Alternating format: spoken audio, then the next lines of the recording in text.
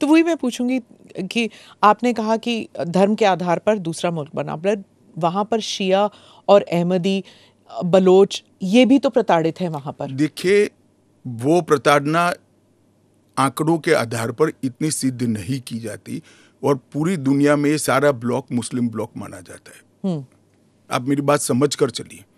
और सिया, अहमदिया वो तो छोड़िए, मुसलमान को भी अधिकार है यहाँ एप्लीकेशन करने का। हमारे संविधान ने रास्ता खोला है, वो एप्लीकेशन कर रेफ्यूजी के तौर पर। ना, रेफ्यूजी के तौर पर नहीं, नागरिकता लेने के लिए अप्लाई कर सकते हैं। भारत सरकार इनकी भारत की सुरक्षा और भारत की बाकी सारी चीजों को देखते हुए उसका निर्णय करेगी। अच्छा, तो एक रास्ता किसी के लिए बंद नहीं है।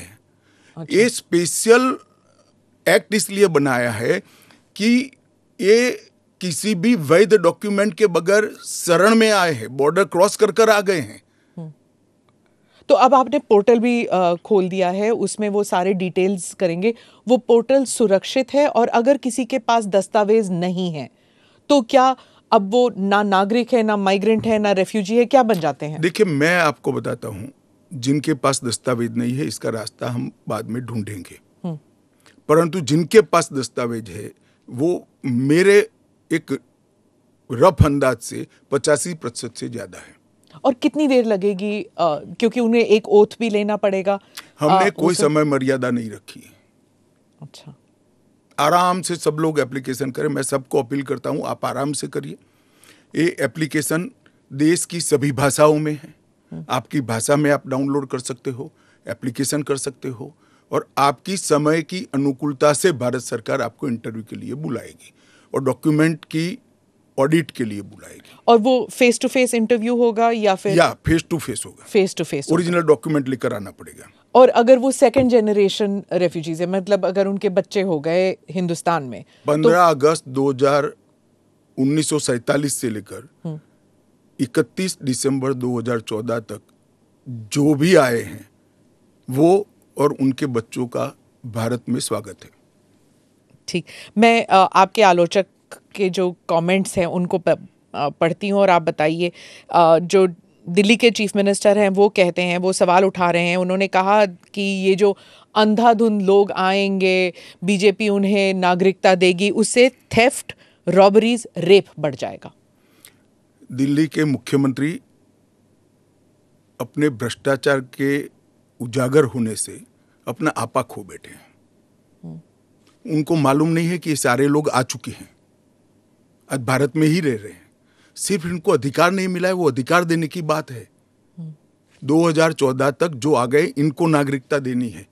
और इतनी ही चिंता है तो वो क्यों बांग्लादेशी घुसपैठियों की बात नहीं करते हैं, रोहिंग्यास का विरोध क्यों नहीं करते हैं? क्योंकि वो वोट बैंक की पॉलिटिक्स कर रहे हैं। दिल्ली के चुनाव उनके लिए लोहे के चने चबाने जैसे हैं, इसलिए वोट बैंक की पॉलिटिक्स कर रहे हैं। नौकरी का कहां सवाल है, वो ऑलरेडी यहां है। और बांग्लादेशी नौकरी का अधिकार नहीं मार रहे हैं क्या? रोहिंग्यास नहीं मार रहे हैं? इनके लिए तो आप कभी नहीं बोले भाई।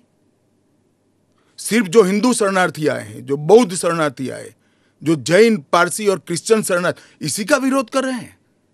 वो यही कह रहे हैं कि आप अपने नागरिकों को नौकरी नहीं दे पा रहे हैं, और इनको आप स्मिता जी वो पार्टीशन के बैकग्राउंड को भूल गई हैं। शायद उनको जो निराश्रित आए थे, जो रेफ्यूजीज आए थे, इनके परिवार के साथ एक चाय पीनी चाहिए।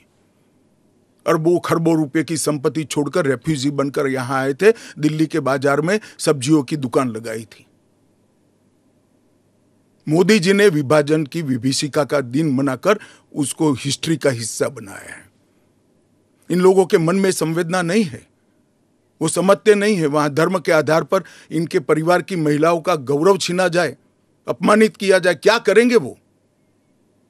इनकी वेदना हम भी नहीं सुनेंगे। 50 में आ गए, 60 में आ गए, 70 में आ गए, 80 में आ गए, आज भी नागरिकता नहीं है। बच्चों को अस्पताल में दाखला नहीं मिलता है, ढंग की नौकरी नहीं मिलती है, छुट भैया नौकरी करते हैं, अपने नाम से प्रॉपर्टी नहीं ले सकते हैं, मतदान नहीं कर सकते हैं। क्यों? क्या गुनाह है उनका? विभाजन का फैसला उन्होंने नहीं किया था, कांग्रेस पार्टी ने किया था। और उस वक्त सब ने कहा था कि जो आएंगे उसको हम नागरिकता देंगे। अब अपने वादे से मुकर जाना, मैं मानता हूं कि हमें तो कम से कम मंजूर नहीं है। इनकी संवेदनाओं को भारतीय जनता पार्टी भी महसूस करती है, इस देश के प्रधानमंत्री भी महसूस करते हैं, और हम मानते हैं कि इनकी ये 75 साल की वेदनाओं का अंत कभी न कभी आना चाहिए, और ये चुनाव के पहले आ जाए वो ठीक है। ओवैसी साहब पे आ जाती हूँ, जो आपके हमेशा ही स्पीक्स अगेंस्ट यू, तो उनके बारे में वो खुलकर ही कह रहे हैं कि ये एंटी मुस्लिम है। क्या तर्क है आपका? एंटी मुस्लिम कैसे है?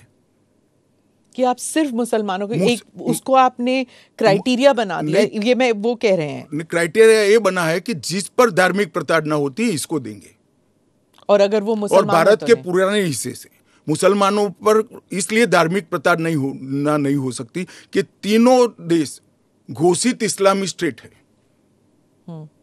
कौन करेगा धार्मिक प्रताड़ना? कौन करेगा इस्लाम के अनुयायियों के साथ? ये तीनों देश घोषित इस्लामिक स्टेट है, इनके नाम के अंदर है, इनके संविधान में है। पर मैं फिर से वही पूछूंगी कि अगर आप ईसाइयों को दे सकते हैं, अगर आप पारसीज को दे सकते हैं जो इस्लामिक नहीं है, और अगर उन पर हो रहा है, तो फिर आप why can't you give it मुसलमानों को क्यों नहीं? देखिए, ऐसे तो फिर दुनिया भर से देश में जो आए सबको नागरिकता दे। तो अमेरिका तो करता है ना, सबको ले हम भी लेता करते हैं, अप्लाई करे वो घुस कर नहीं आ सकते। उनको ऑफिशियल एयरपोर्ट से, ऑफिशियल पोर्ट से, ऑफिशियल लैंड पोर्ट से आने की परमिशन ही नहीं है, इसलिए बेचारे घुस कर आते हैं, शरण में आते हैं।